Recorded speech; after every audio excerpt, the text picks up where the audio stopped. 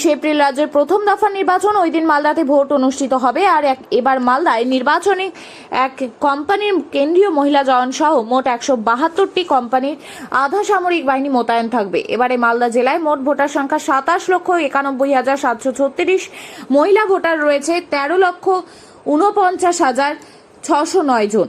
পুরুষ ভোটার রয়েছে 14,42,060 জন। প্রায় 2,40,000 নাম এবারের SIR এর ডিলিট রয়েছে।